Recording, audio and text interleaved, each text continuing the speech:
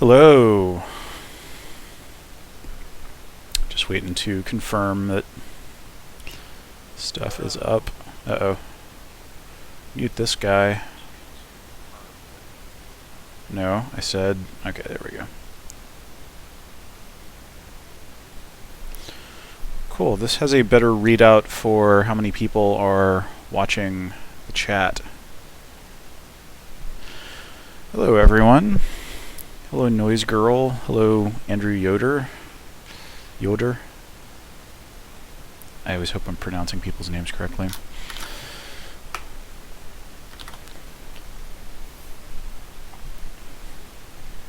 Alright.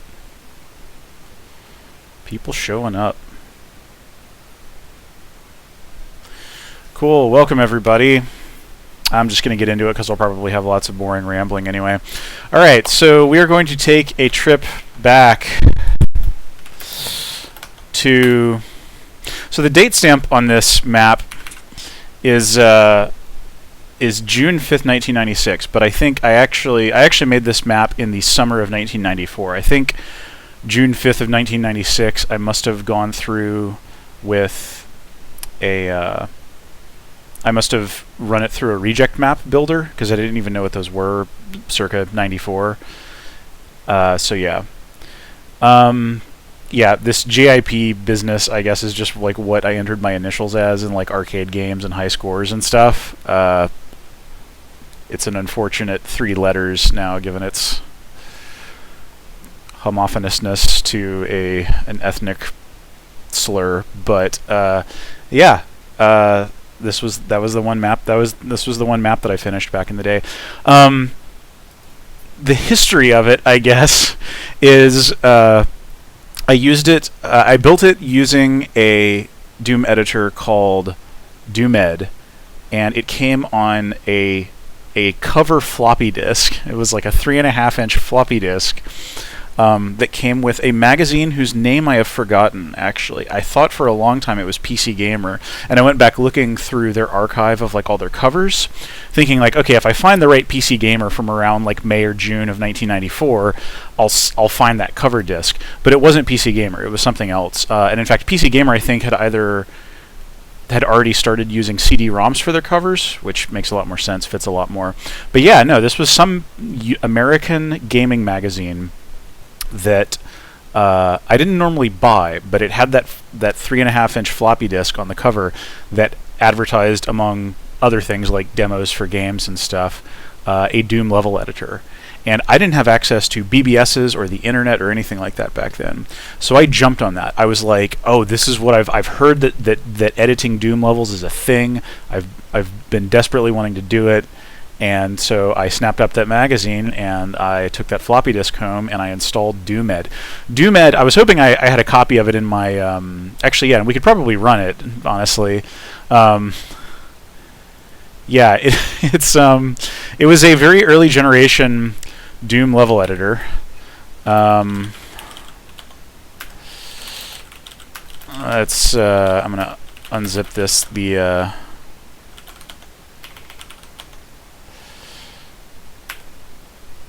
Yeah, alright. Alright, yeah, let's see if this works. If it ends up being too much of a pain, then we can bail.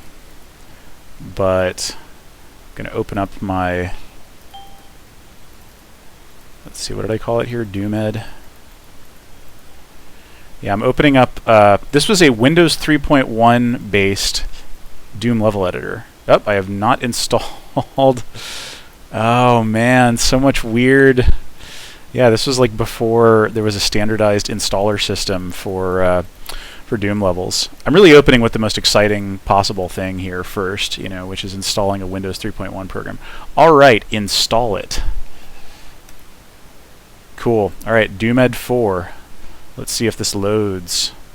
Is it gonna load? Are you happy? Oh. something. Yeah, all right. DOSBox is not happy with this. Let me just try one more time here. Can you do it? Nope. Nope. All right, well, that's fine. Doomed, I hope if the author of this program ever sees it someday, Doomed was not a very good or usable Doom editor. It crashed all the time. Sometimes it would corrupt your files, whatever. It did, I mean, a Windows 3.1 based UI was actually kind of cool and interesting. So it had that going for it, but man, yeah, it was ropey, and I am really surprised that I managed to persevere and get this thing made with it.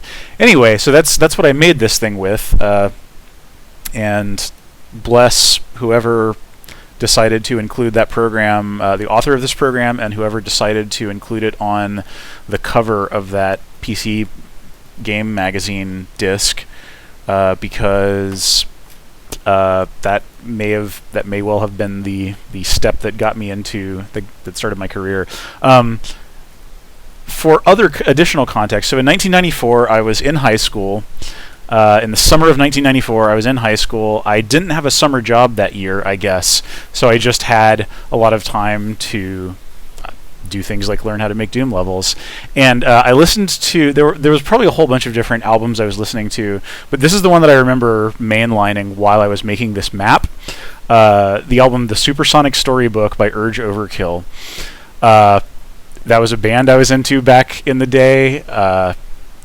And yeah, like, this album holds up better than I recall. You know, so yeah, check it out if you're curious.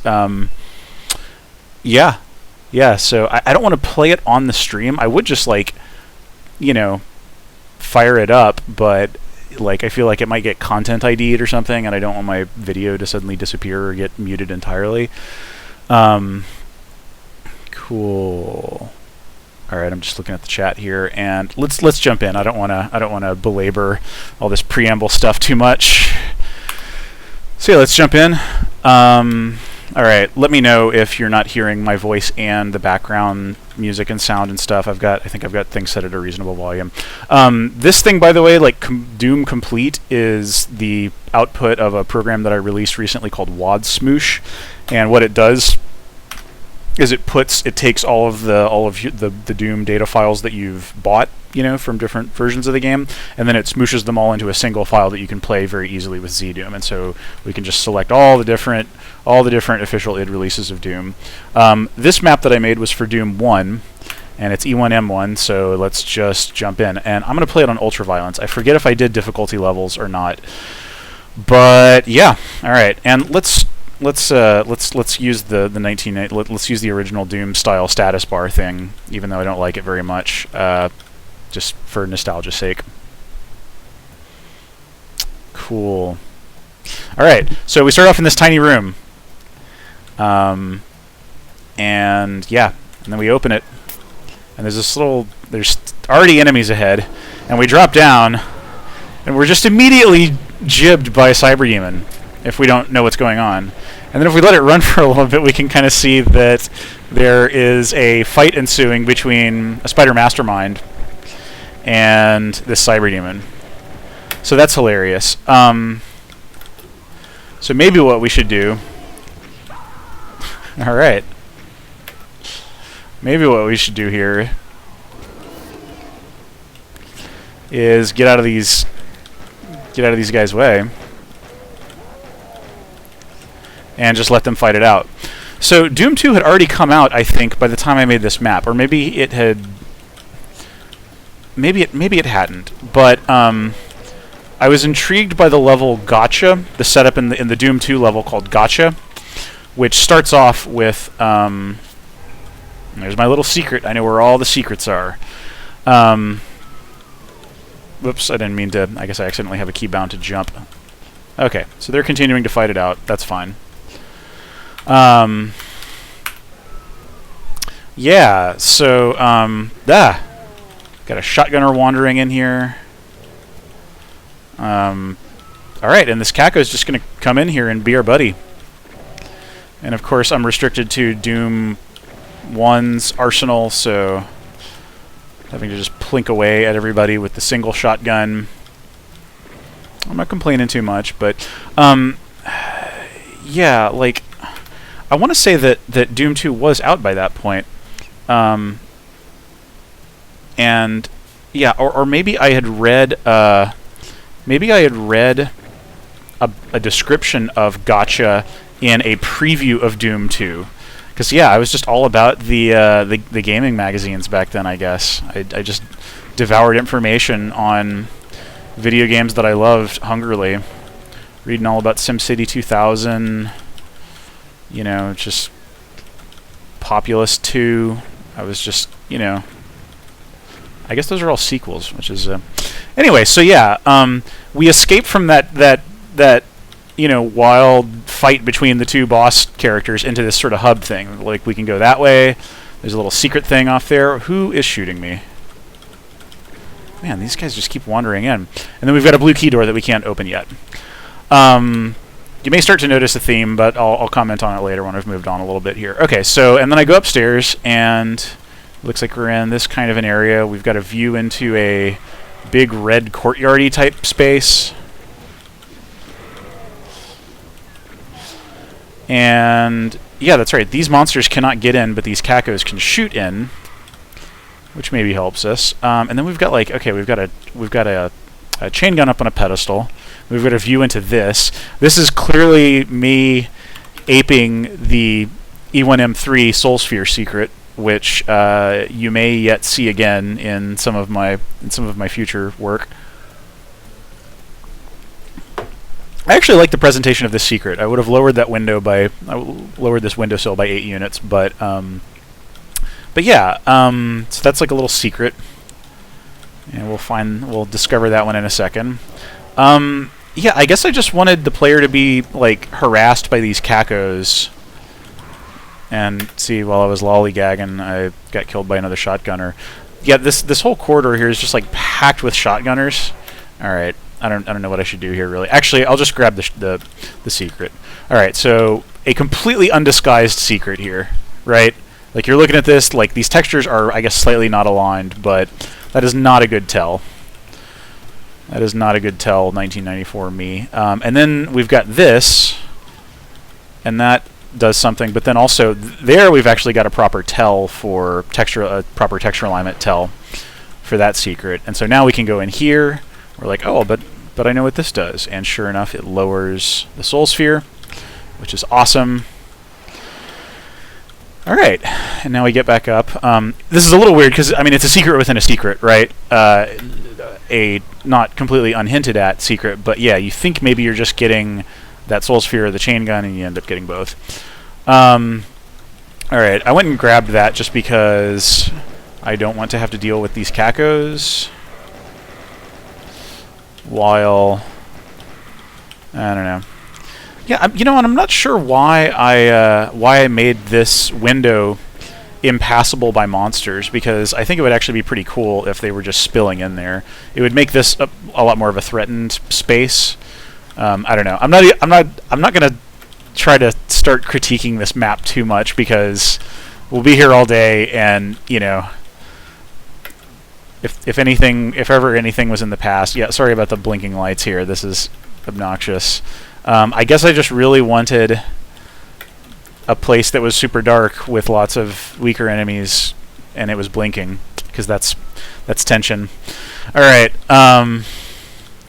Yeah, so you might have noticed here, we look into this room, and we've got like that red, like the episode 3 red rock stuff. We've got this, you know, which is sort of an underdeveloped texturing theme. And then we've got like the, you know, these, I forget what they're called, like concrete. I think they're called the concrete textures in the WAD. And then we've got like just a hallway of flames right here.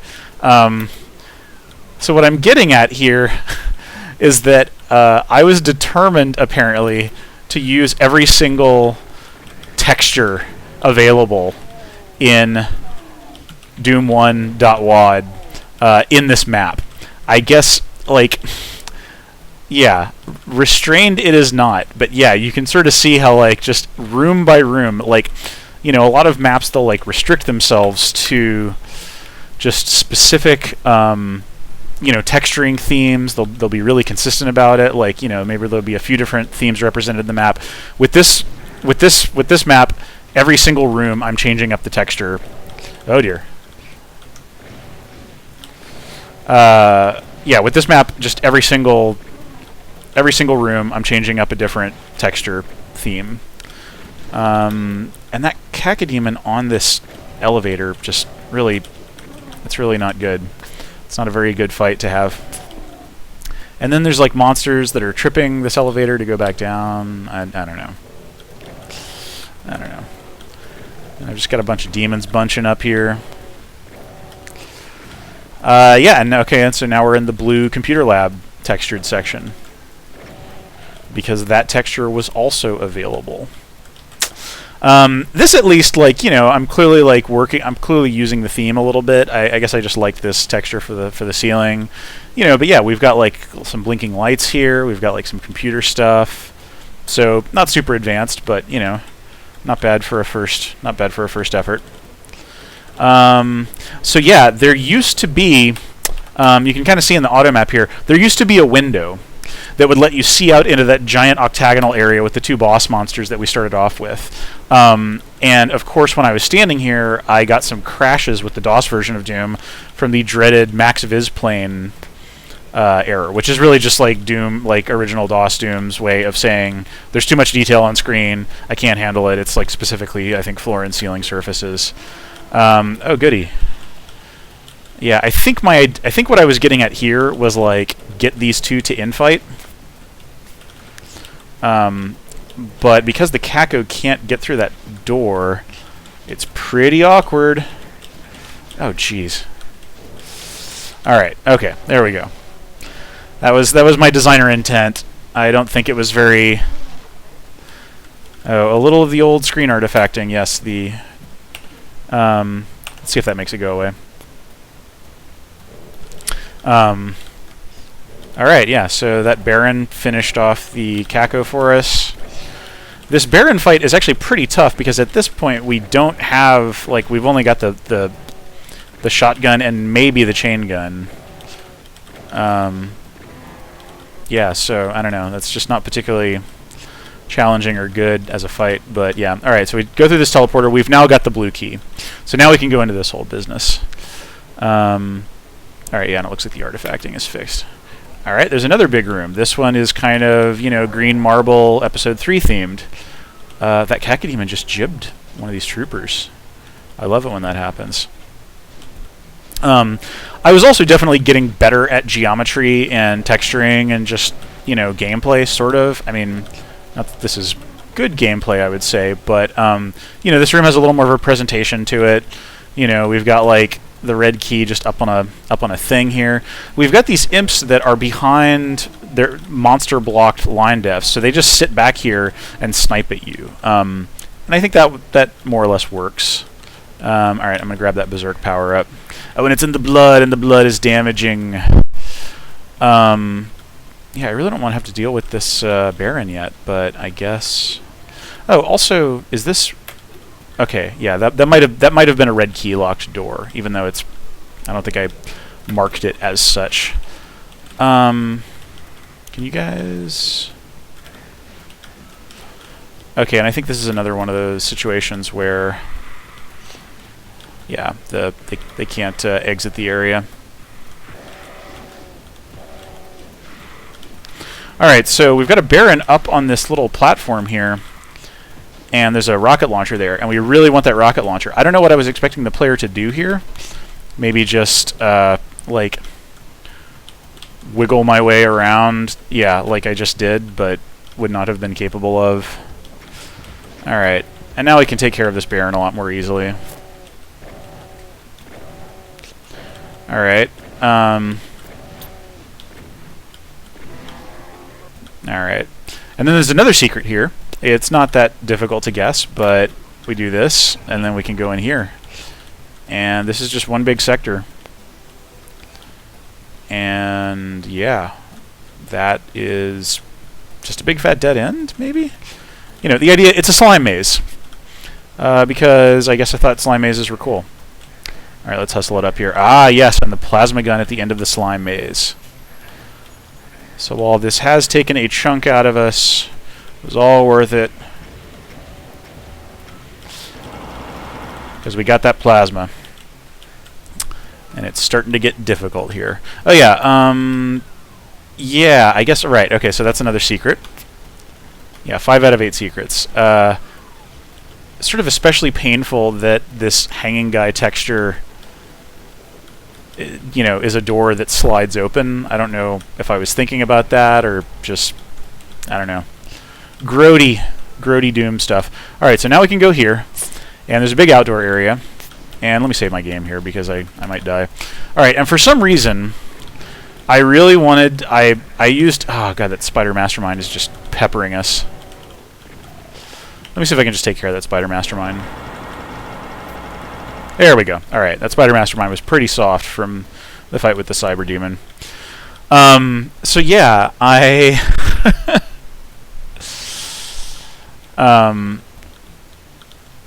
yeah, like, it's got this wall texture, and it's all of the textures are panning. I guess I just wanted like a room that was sort of like intentionally disorienting or something. I don't even know. And yeah, it does not continue in here. You can hit this button and then go through this teleporter, and now this whole business is raising up. And is it going to change texture once it rises? No, it does not.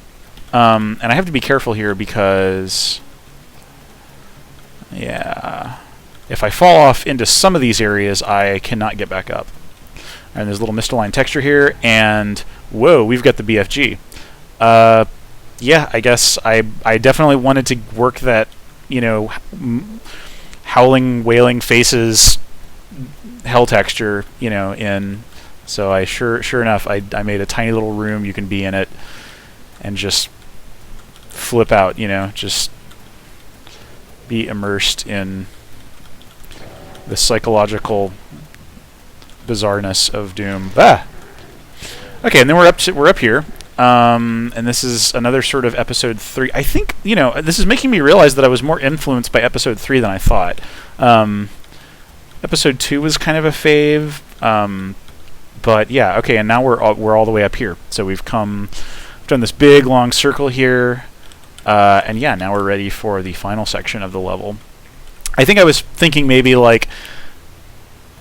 you ran through that previous area without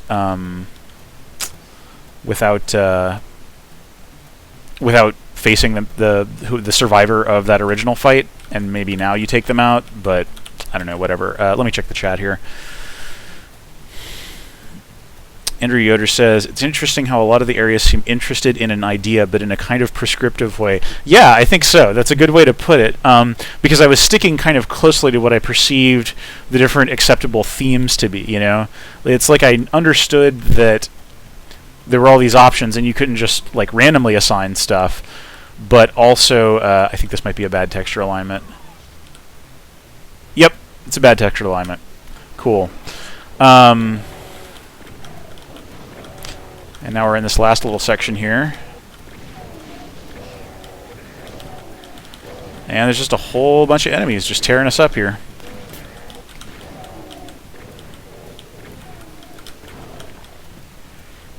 And we got low health. Alright, we've done 7 out of 8 secrets and 6 enemies left.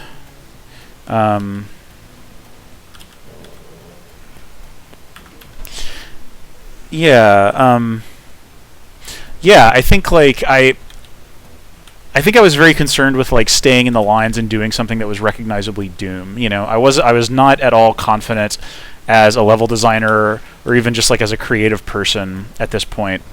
And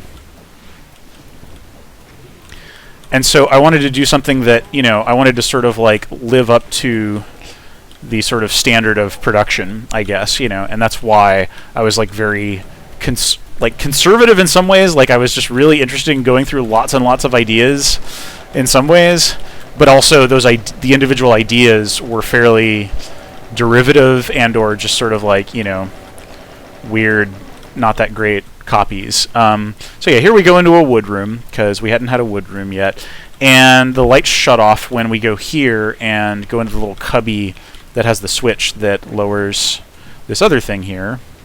There's not really any indication of what this switch does, but we can probably guess, given that there is a exity looking thing outside that we can't quite Alright,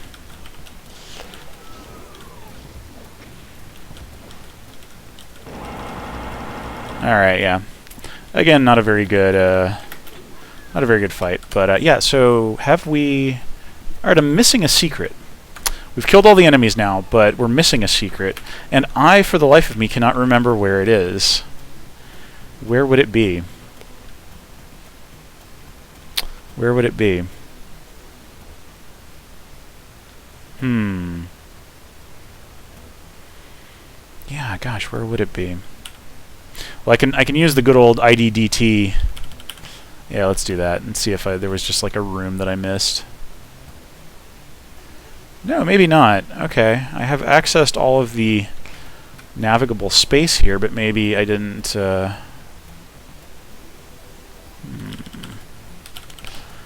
I think I'm done listening to the old music here. Yeah, where would that last secret be? Yeah, where is it? Out here? Yeah, so I went back to this level recently because I had oh dear. Oh, okay, right. And so I didn't even make this like a proper lift. I just, you know, it's like a rise up when you step onto it. So that's not very good. Yeah, what would this have been? Yeah, so like I've been just sort of like relentlessly critiquing my, you know, my 20 plus years younger self. You know, more just to, you know, because I am sort of more confident now in like how I've progressed as a designer and as a Doom level designer specifically. Yep, just misaligned texture there. But yeah, so I went back to this because I had been thinking about this stuff, and the project that I'm working on right now is it is Doom based. It is ZDoom, and I wanted to go back to my old work because it might figure into that somehow. And I was like, oh yeah, let me check out the very first Doom level that I ever made, because maybe that's got some interesting personal bit of insight or something. And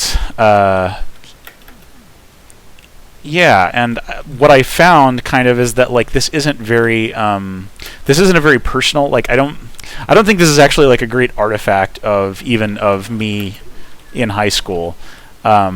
Because it's so derivative. Like I was sort of just going through motions and like kind of doing like learning what I imagined or understood the rules of Doom level design to be.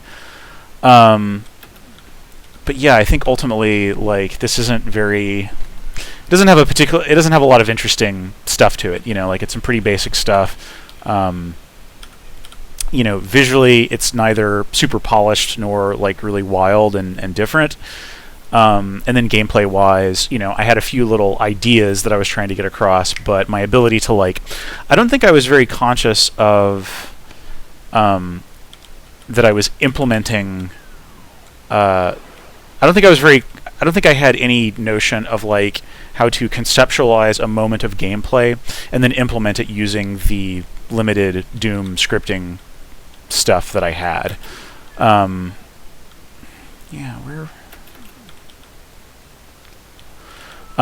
So, you know, like, I really just, beyond just monster placement, obviously monster placement was, you know, but yeah, I didn't have any teleport ambushes, you know, or anything like that. So this area, I think I'm running out of things to say about this. Like I said, it's not like this deep, you know, document of myself or anything.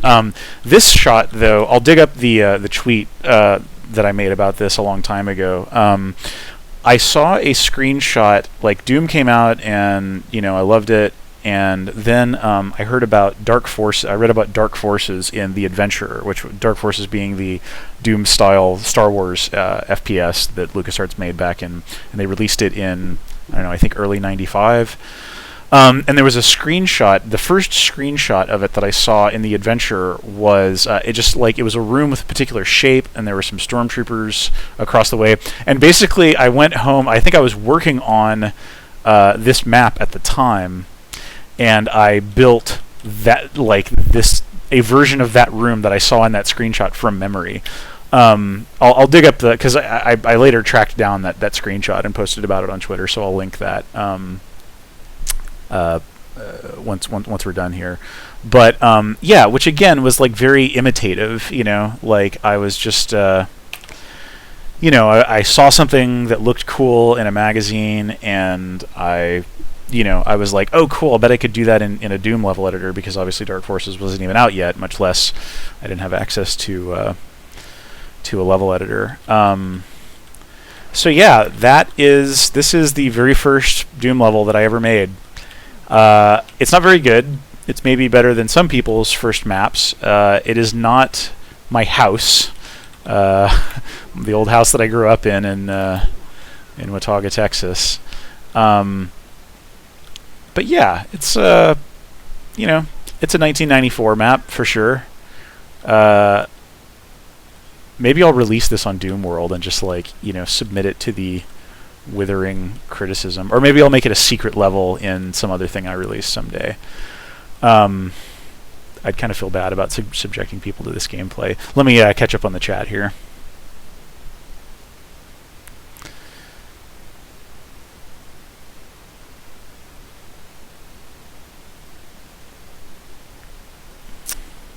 Danny says, I like weird open circular areas like that, maybe because the one looks like... sorry, I scrolled. Looks like a hover race map, yeah. Andrew Yoder says, the guy who made DE Dust said that it had similar origins, imitating screenshots of Team Fortress. I think I read that somewhere as well, yeah, because like DE Dust does look like... it looks like the TFC map Dust Bowl. Yeah. And yeah, like I think, there was one design value that is on display here in this room more than anything specifically, which was that I did like nonlinear. I really dug all the layouts of Episode 1's maps, and just the nonlinearity where you get to a hub here and you're like, oh, I can't go there. Oh, I can go here and I can go here, and I just came from this place, which I don't know. Yeah. This was is a very, very naive, straightforward kind of nonlinearity, but I think it's, and yeah, as Danny says in the chat, nonlinearity is easier to do when you're not concerned with detailing, and that's absolutely true. I could basically, I'm sure it took me a while to carefully move the vertices of each of these sectors and stuff, but at the end of the day, I knocked this out in a few days over that summer. But yeah, let's see. Yeah. All right. So I think that's about all I've got for today. But oh yeah, and the texture, the door track texture pans with the yep, it sure does. Yeah, also I pretty much built all of this in order of progression. So I built this big open space map first. Oh, there's the last secret. Yes. So I hid an invincibility power up in a completely indistinguishable section of wall here, and I guess you just had to find it. But yeah, so that helps you survive. This might have even been my intended gameplay, for my theoretical audience or something. They would just know to run over here and grab the thing, and then they could survive being massacred by those two bosses. Anyway, yeah, so yeah, that's the first Doom level that I ever made. I got better, so if you are discouraged at your own mapping or creative efforts, keep at it. You'll get better, you'll learn some stuff, and then you'll have something like this one day to look back and laugh at, but also, think fondly on, because, yeah, this was a cool thing that I did. I'm glad that I did it. It was a nice thing to do over a summer of being too hot in Texas and riding my bike probably and playing baseball probably and listening to Urge Overkill and other stuff. But But yeah, I think that's about all I've got. Oh yeah, the WAD Smoosh tool. This is bitbucket.org, JP Leberton WAD Smoosh. I linked it on Twitter the other day. Yeah, like you can just download a build of it. This has a Windows executable and also just Python scripts that you can run in Mac and Linux. Doesn't require any other. Comes with its own dependencies and whatever. Yeah, I don't know. And yeah, you can read about the. I'm not gonna restate what the README says if you're unfamiliar with it. So yeah, I think that's about all I've got. Yeah, thank you very much for watching. I definitely want to do. I have a few more Doom-related nostalgia things, like things that I made with Doom back in the day, but I might choose a different format for that stuff in the future. I don't necessarily want to just stream that, or maybe I will, but once my current project is out. I hate being cryptic about what I'm working on, just because I want it to be more of a surprise, and I have like an announcement, little cute thing I can do planned. But yeah, thank you very much. Once again, I forgot to mention Patreon folks before the very end, but everything that I'm doing here is supported in part by very generous, nice people on the internet. You can support what I'm doing at Patreon, and yeah, patreon.com/JPL. I did a new video for it, and yeah, so you can support me if you like what I'm doing. All right, that's it. Thank you so much, and I'll see you next time.